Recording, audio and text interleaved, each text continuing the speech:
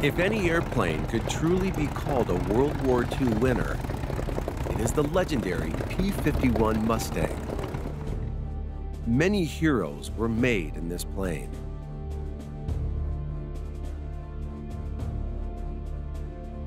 And one such hero is ace pilot and Lieutenant Colonel Clyde B. East, who remembers the original Mustang's much more humble beginnings. The Mustang A with an Allison engine was a fine airplane up to about 6,000 feet, but it only had a single-stage supercharger. And at 10,000 feet, it was not a particularly good airplane. And of course, the other British and the German fighters were good up to 30,000 feet. And because of their limited fuel capacity, our best planes could only escort bombers about 100 miles inland before they had to turn around, leaving bombers trying to reach Germany wide open to attack. In those days, being on a bomber crew was like a death sentence.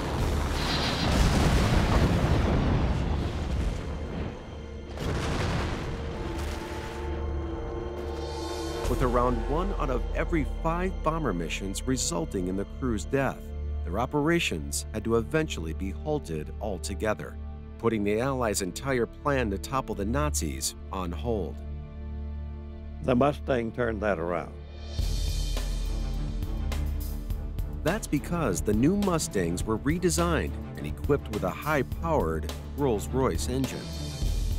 And that changed the whole face of the war in Europe, because it had high altitude capability, it had fuel capability, and it had sufficient guns to accompany the bombers all the way to Berlin or wherever they wanted to go. It could outrun any airplane that the Germans had, and as a matter of fact, it was probably at lower altitude a faster airplane than anything in England at the time. With air supremacy established, the bombing program was put back into motion. Lieutenant Colonel East was sent out to locate and destroy targets that would help isolate the German forces from a big invasion they all knew was fast approaching. Only now, the air cleared, the U.S. forces stormed the coastline in the invasion now known as D-Day.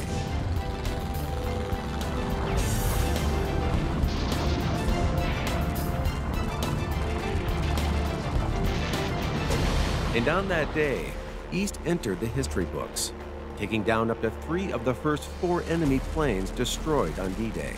They were flying right at us, but they didn't see us. And we had the drop on them, and we shot down 2 of them almost immediately. As Germany retreated in both the air and on the ground, their ultimate defeat became inevitable.